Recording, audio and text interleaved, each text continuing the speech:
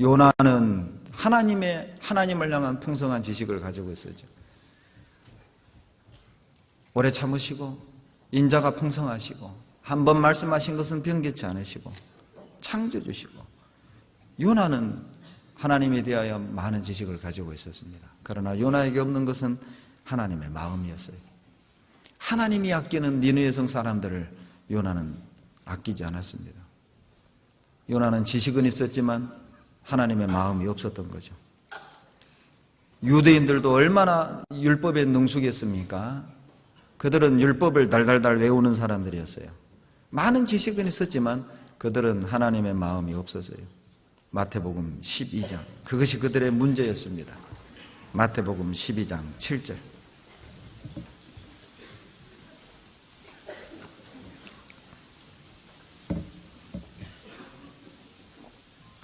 마태복음 12장 7절입니다.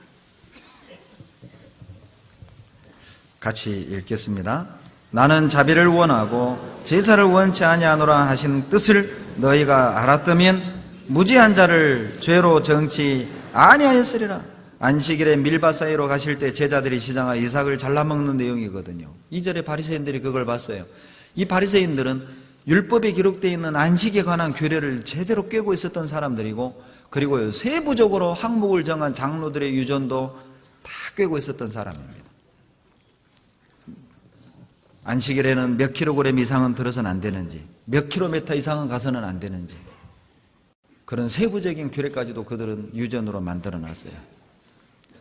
바리새인들, 유대인들은 율법에 대해서 제대로 알고 있었습니다.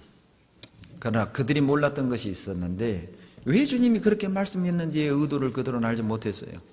왜 안식일 규례를 주었는지, 왜 하나님이 그런 율법을 줬는지, 하나님이 뭘 원하시고 무엇을 얻기 위하여 뭘 의도하시고 그렇게 얘기했는지를 그들은 전혀 생각하지 않았던 거예요.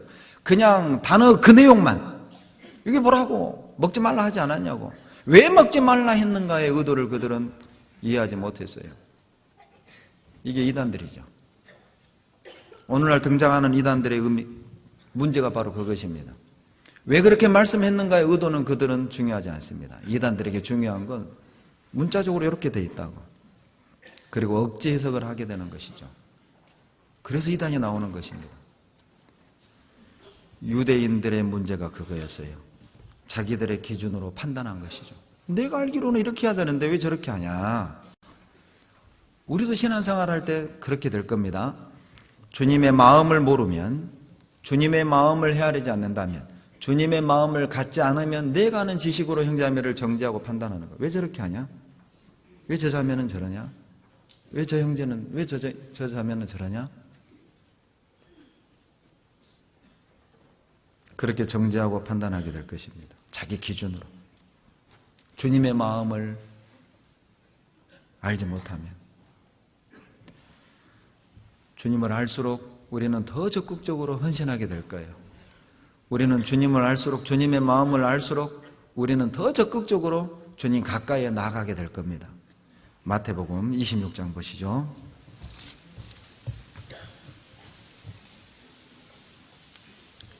마태복음 26장 내용은 예수님이 잡히시던 사건을 기록한 것입니다. 그런데 이 마태복음 26장에 보면 예수님이 잡히실 때 세 종류의 사람의 반응이 나와요. 바로 나사로 동생 마리아, 그리고 유다, 가룟 유다, 그리고 베드로, 이 세 사람의 반응이 나오는데 이것이 우리에게 교훈이 됩니다. 예수님이 잡히실 것을 가르치시고 잡히시던 그 밤에 마리아는 옥합을 내어 깨트려드려요. 6절 보시죠. 예수께서 베다니 문둥이 시몬의 집에 계실 때에 한 여자가 매우 귀한 향유 한 옥합을 가지고 나와서 식사하시는 예수의 머리에 부으니 제자들이 보고 분하여 가로되 무슨 의사로 이것을 허비하느냐. 마리아가 평생 모아서 산 귀한 옥합을 예수의 머리에 다 쏟아부었습니다. 그런데 예수님은 이걸 뭐라고 얘기했냐면은 12절에 내 장사를 위하여 예비했다. 예수님이 죽으실 것을 예비한 거라는 거예요. 그런데 제자들의 반응은 8절. 왜 합의하냐? 주님께 드리는 이것을 합의라고 생각을 하는 겁니다. 예수님의 마음을 갖지 않으면, 예수님의 마음을 모르면 주님을 위해 투자하는 모든 것을 합의라고 생각하는 거예요. 바빠 죽겠는데 무슨 모임이 많냐? 이 바쁜 세상에 무슨 또 집회를 또 그렇게 자주 하냐? 바빠 죽겠는데 무슨 구역 모임 그렇게 많냐? 형제 모임은 또 하냐? 한번 뭐 했으면 됐지.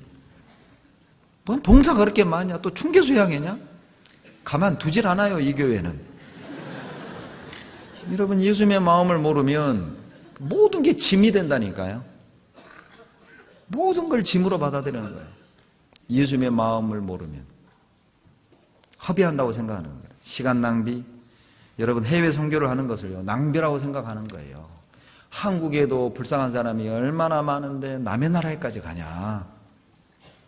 예수님의 마음을 모르면 마리아가 깨트려드린 옥합을 낭비라고 생각했던 것처럼 우리도 주님을 위해 투자하는 시간과 마음과 물질을 낭비하는 것으로 생각을 해요.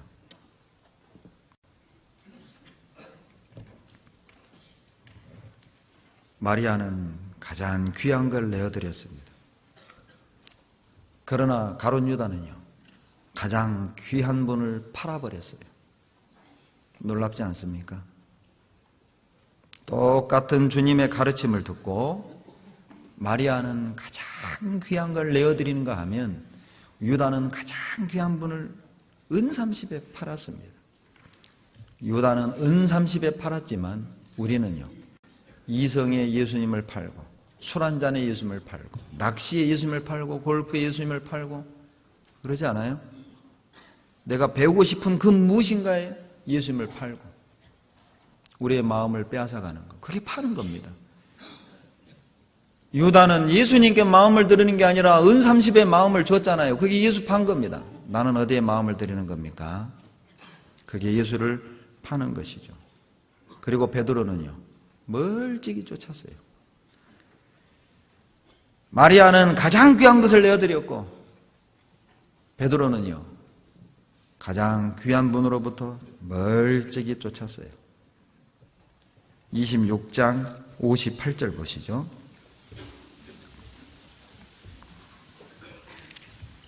58절 다 같이 읽습니다. 베드로가 멀찍이 예수를 쫓아 대제사장의 집들에까지 가서 그 결국을 보려고 안에 들어가 하속들과 함께 앉았더라. 수제자라고 일컫는 베드로는요, 멀찍이 적당한 거리에서, 그리스도인이 짓는 죄 중에 가장 큰 죄가 뭐냐면 적당한 죄입니다. 적당한 죄. 여러분, 적당하게 죄 짓는다는 의미가 아니라 적당하게 사는 것, 그것이 죄라는 거예요. 교제를 안 나가자니 양심이 찔리고, 교제 깊숙이 들어가자니 희생해야 될 것은 많고 포기해야 될 게 많고, 그러니까 적당히. 주일 말씀도 늦게 와서 뒤쪽에 앉아서, 죄송합니다, 오늘 뒤쪽에 앉은 분이 그렇다는 뜻은 아니고요, 오해하지 마세요. 또 어떻게 알았지, 또 누가 일렀지, 그렇게 오해하지 마시고요. 늦게 와서 뒤에 앉고 기도할 때 일찍 나가고 눈에 안 띄기를 원하는 거죠. 형제자매들이 눈에 안 띄기 원하는 거예요. 눈에 띄면 또 막 뭐 어디 나와라, 무슨 모임 나와라, 무슨 봉사하자, 또 어디 같이 가자.